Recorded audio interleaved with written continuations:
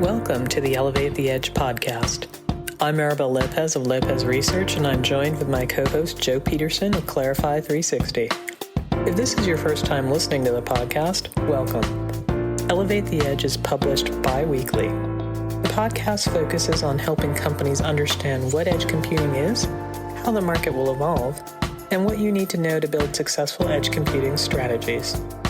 Show notes and subscription links can be found at elevatetheedge.com/episodes. We hope you'll enjoy the show.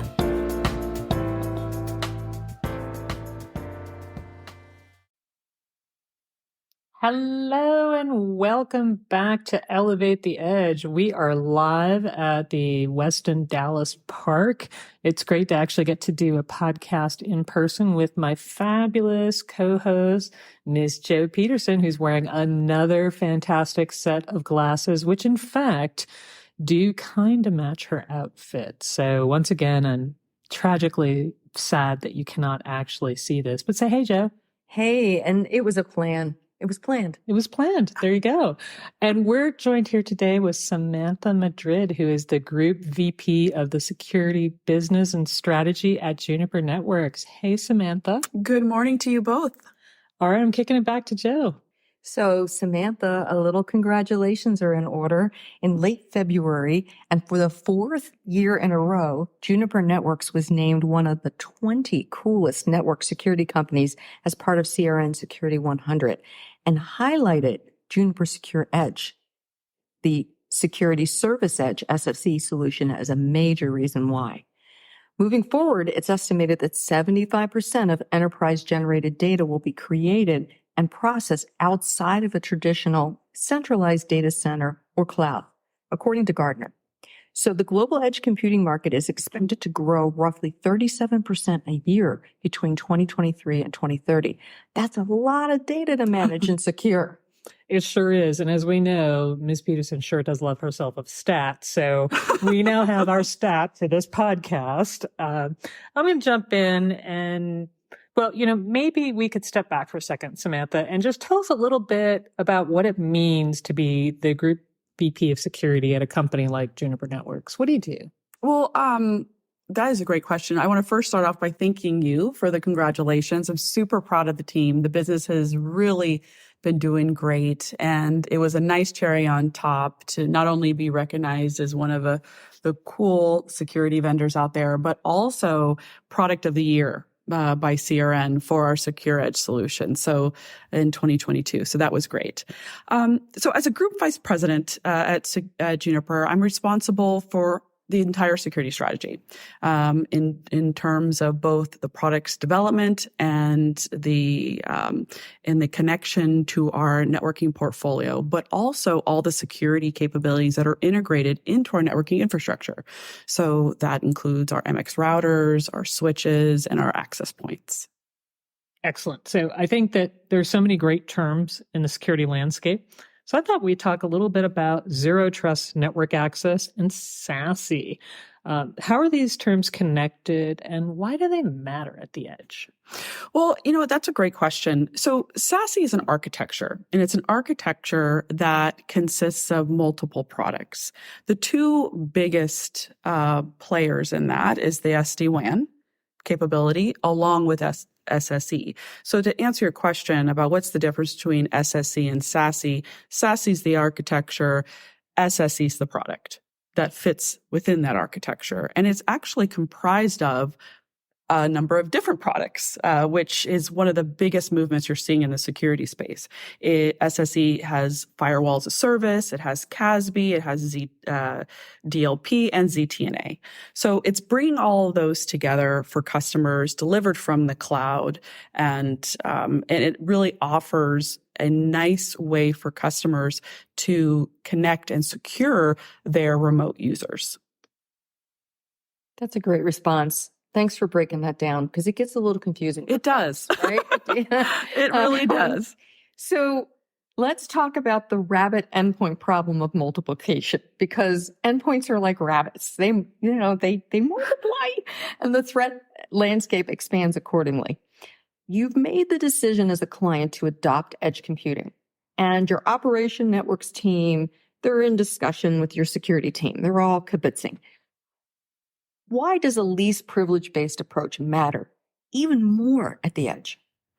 That's, another great question. I think you need to take a step back and we need to look at it. What are the problems a customer is trying to solve? And they're trying to solve access and keep the data secure. And as the network becomes more distributed, more devices gain access, because that means you have users' devices, you have IoT devices, and you have networking infrastructure all connecting. You have databases connecting to each other.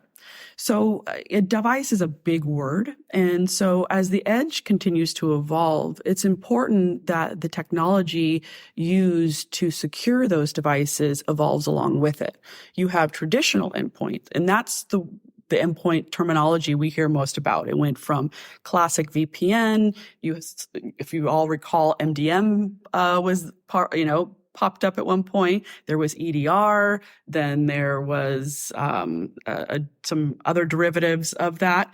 And so I like to put away the acronyms and really talk to customers. What are they trying to solve? What are they trying to secure?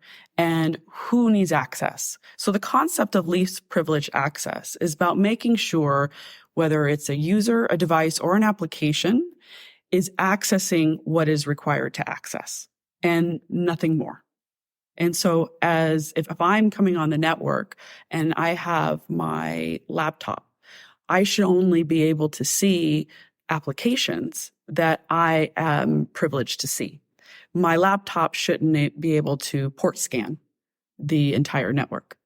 And that's the concept of moving to more of a zero trust model where we are building around identity and making sure that the data in itself is secure and those that have access to the data are privileged to do so. And that's overly simplified, but that's the crux of it. And you just explained microsegmentation too. So look at you.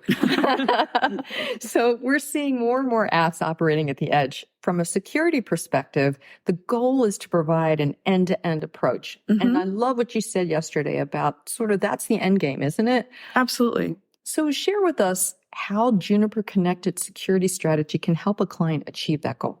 Well, so let's take a step back. Connected security is really about, in my view, so when I joined the company nearly 5 years ago, I was very passionate about the network needed to play a more active role in securing itself. Having been in the security industry for 25 years, it was very apparent to me that we were just moving deck chairs. We weren't really solving the problem. An adversary targeting a network knows if you only have security and traditional choke points, that means you're blind the rest of the network. So the step one of the connected security strategy was really about bringing security to every point of connection. And that started both with our security products like our firewalls, but also our non-security products like our networking infrastructure. So we made them threat aware. We integrated threat intelligence into our routing platforms, our switching, and our access points. So they could then extend visibility to all parts of the network for a security team and the networking team.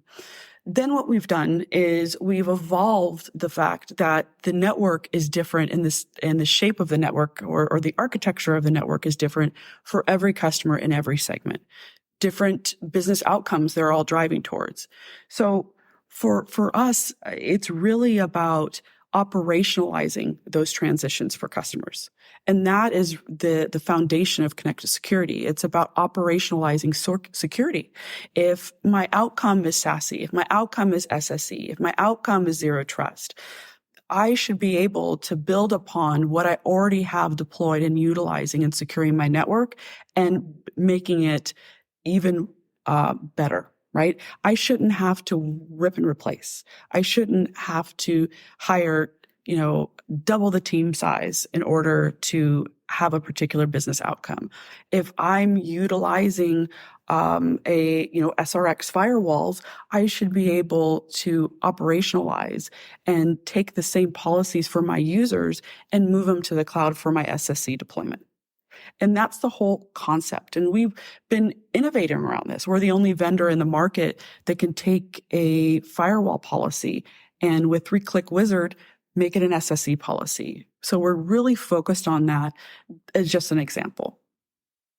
It's interesting because you mentioned operationalizing security. And I think that if we look at what's happening right now, managing IT and security has become more complex. We've got hybrid cloud, multi-cloud, containers, edge, a whole bunch of things going on.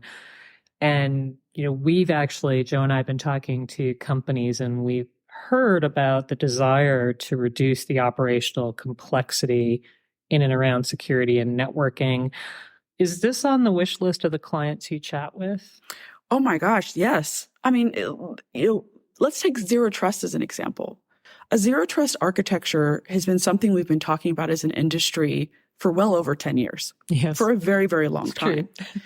And so why hasn't it grown roots? It's because it was tough to operationalize.